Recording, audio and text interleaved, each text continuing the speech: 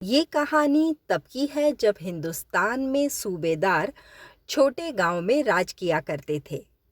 और ऐसा ही एक घमंडी सूबेदार अपने सिपाहियों के साथ गांव की नदी में अपने घोड़ों को पानी पिलाने जाता है। घोड़े और सिपाही देख सारी औरतें डर जाती हैं, लेकिन सोनबाई सूबेदार को नदी का पानी घोड़े को पिलाने के लिए मना करती है और फिर वो सूबेदार को पानी पिलाती है। सूबेदार सुंदर जवान सोनबाई को देखता रह जाता है। सोनबाई पानी लेकर अपने घर जाती है और तब उसके पति शंकर को एक चिट्ठी मिलती है। अनपढ़ शंकर चिट्ठी लेकर गांव के मास्टर जी के पास जाता है।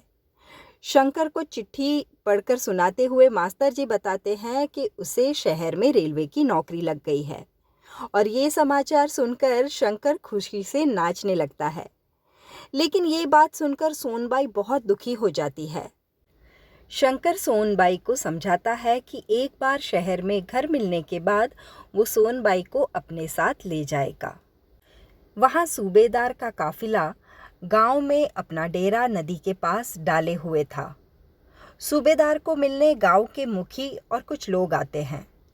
दरअसल सूबेदार अपना नया ग्रामोफोन सबको सुनाना चाहता था, लेकिन एक लड़के के हाथ उस ग्रामोफोन का रिकॉर्ड टूट जाता है। सूबेदार गुस्से से आग बबूला होकर लड़के को खूब मारते हैं और वहां से निकाल देते हैं। गांव के सभी लोग सूबेदार की ये हरकत देखकर डर जाते हैं, लेकिन कोई कुछ भी नहीं बोल पाता। उसी समय गांव में सूबेदार के सिपाही लूट मचा रहे होते हैं और इसी लूट में सिपाही के घोड़े से एक बच्चा जख्मी हो जाता है। यहाँ सूबेदार अपने ग्रामोफोन में नया रिकॉर्ड लगाकर गांव के लोगों को, जिन्होंने पहली बार संगीत सुना है, उनसे तारीफ बटोर रहे होते हैं। और वहीं मास्टर जी वो जख्मी बच्चे को लेकर सूबेदार के पास आते हैं। उन्हें सिपाहियों की शिकायत करते हैं। तब सूबेदार और गांव के लोग मास्टर जी की हंसी उड़ाते हैं। रात के समय सभी गांव के लोग मिलकर गरबा करते हैं, जहां सूबेदार भी आता है और वो गांव की सभी औरतों को बुरी नज़र से देखता है, लेकिन उसकी आंखें सोनबाई पर गड़ी रह जाती हैं। मुखी के छोटे भाई को निचली जाति की राधा से प्यार होता है। राधा के पिताजी एक दिन दोनों को रंगे हाथ पकड़ लेते हैं। मुखी का भाई तो भाग जाता है, लेकिन राधा को उसके पिताजी खूब पीटते हैं। उस रात सूबेदार का सिपाही एक लड़की सूबेदार के पास ले आता है। तब सूबेदार बताते हैं कि उसे काली चुन्नी वाली लड़की चाहिए। वो दरअसल सोनबाई की बात कर रहे थे। सोनबाई नहीं तो वो ही लड़की सही। सूबेदार वो रात उस लड़की के साथ गुजारता है। उसी रात शंकर अपने शहर जाने की तैयारी करता है और सोनबाई शंकर से वादा लेती हैं कि वो उसे गांव से ज़रूर ले जाएगा। दूसरे दिन की सुबह होती है। शंकर शहर चला जाता है। उस गांव में एक मसाले की फैक्ट्री होती है, जिसमें गांव की सभी औरतें काम करके कुछ पैसे कमाती हैं। गांव का मुखी सूबेदार से मिलता है। तब सूबेदार गांव के लगान की बात करता है। मुखी सूबेदार से कहता है कि इस साल फसल अच्छी नहीं हुई, ऊपर से लगान, गांव के लोग तो भूखे मर जाएंगे।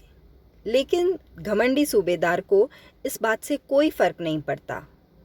मुखी जब अपने घर जाते हैं तब दूसरी औरत को लेकर उनमें और उनकी पत्नी में खूब बहस हो जाती है और मुखी घर से निकल जाते हैं।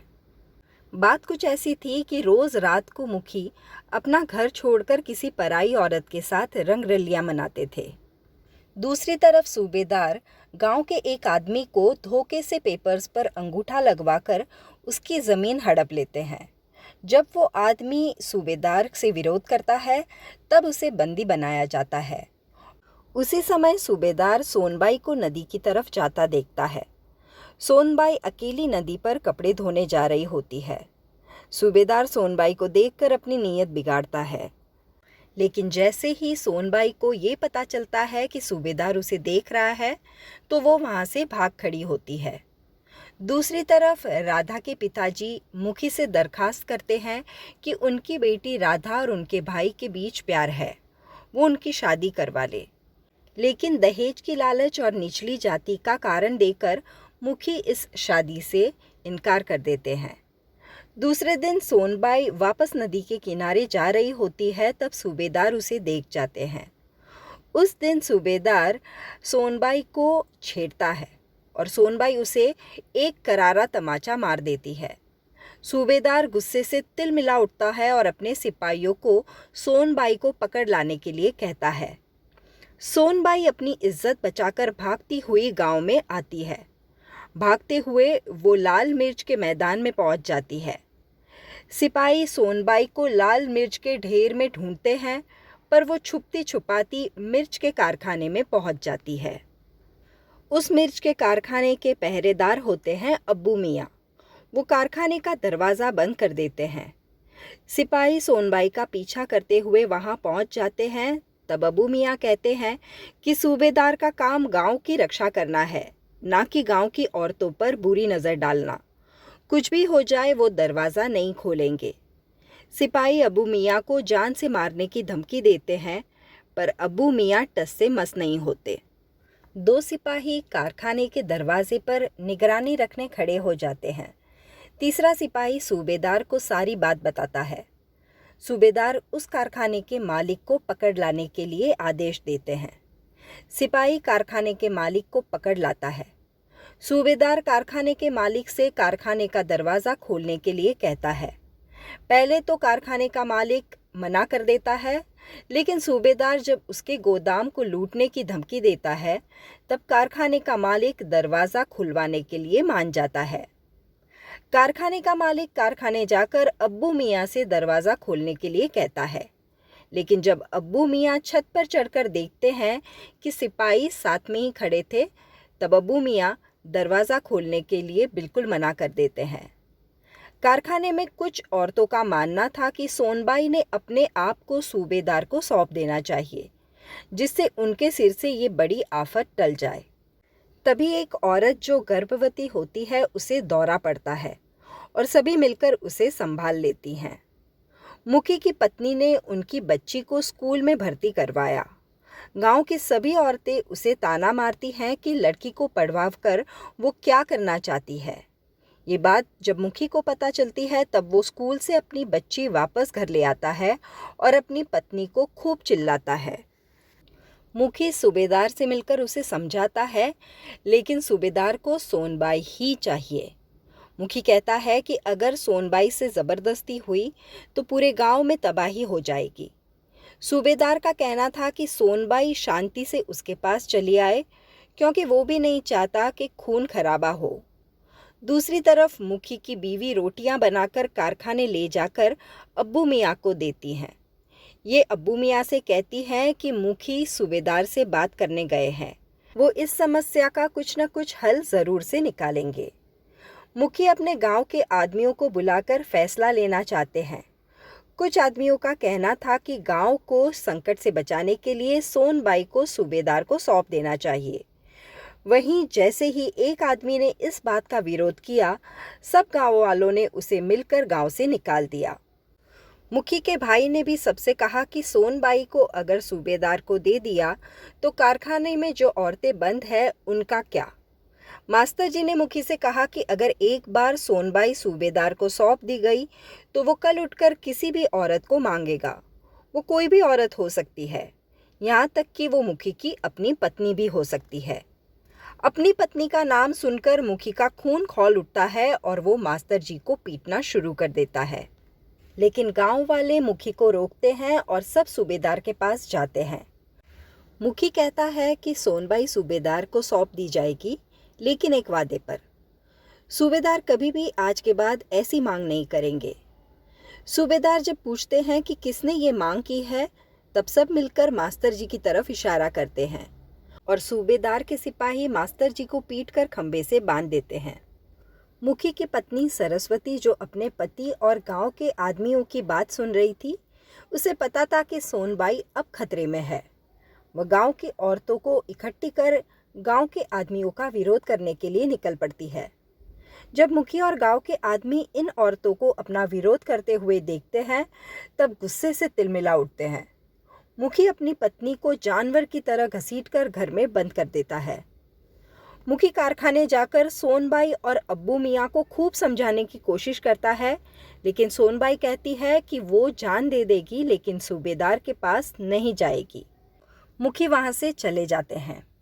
कारखाने की औरतें सोनबाई को ताना मारती है कि इज्जत अमीरों का शौक है। सोनबाई ने कुछ तो ऐसा किया होगा कि सूबेदार उसके पीछे पड़ गया है। अगर सोनबाई नहीं गई तो पूरा गांव बर्बाद हो जाएगा। ये ताने सुनकर सोनबाई गुस्से से कारखाने से निकलना चाहती है, लेकिन अब्बू मियाँ उसे रोक लेते हैं और समझाते हैं। तभी अचानक कारखाने में गर्भवती महिला को दर्द होना शुरू हो जाता है और कुछ देर बाद वो एक बच्चे को जन्म देती है। मुखी की बीवी जो कमरे में बंद है, वो कमरे की खिड़की से अपने पति और गांव वालों को जाता देख उनका विरोध करती है। कारखाने में औरतें घोड़ों का आवाज सुनकर समझ जाती है कि कारखाने के बाहर सूबेदार और उसके आदमी हैं। मुखी और गांव के बाकी आदमी भी वहां पहुंच जाते हैं। सूबेदार एक आखिरी चेतावनी देता है कि उसके 10 गिनने तक गेट नहीं खुला तो वो गेट तोड़ देगा। सूबेदार जैसे जैसे गिनती शुरू करता है, वैसे वैसे सोनबाई के दिल की धड़कनें बढ़ती है। सभी औरतें घबराकर यहाँ वहां छुप जाती हैं। गिनती पूरी होने के बावजूद भी दरवाज़ा ना खुलने पर सूबेदार अपने सिपाहियों को दरवाज़ा खोलने का आदेश देता है। अब्बू मियाँ नमाज पढ़कर अपनी बंदूक में गोलियां भर लेते हैं। सिपाही कारखाने का दरवाज़ा तोड़ देते हैं। जैसे ही वो दरवाज़ा तोड़ते हैं, अब्बू मियाँ उन पर गोली चलाते हैं, लेकिन सिपाहियों की गोलियां अब्बू मियाँ के पूरे शरीर को छलनी कर देती है और वो वहीं ढेर हो जाते हैं। गोलियों की आवाज से सूबेदार घोड़े से नीचे गिर जाते हैं और उठकर जैसे ही सूबेदार कारखाने में जाकर सोनबाई को पकड़ने जाते हैं, तब औरतें मिलकर सूबेदार के ऊपर तीखी मिर्च का मसाला डाल देती हैं। इस अचानक से किए हुए हमले से सूबेदार चौंक जाता है। दर्द के मारे सूबेदार चीखता है, चिल्लाता है, उसकी आंखों से खून निकलने लगता है और वो वहीं ढेर होकर गिर जाता है। उस गांव के मर्द भले ही नामर्द बन गए हो, लेकिन औरतें मिलकर सोनबाई की इज्जत बचाने में कामयाब हो जाती है। तो ये थी क्लासिक मूवी मिर्च मसाला की कहानी। ऐसी ही नई पुरानी हिंदी मूवीज की कहानियों के लिए please do subscribe to my channel popcorn time with Vandana. धन्यवाद।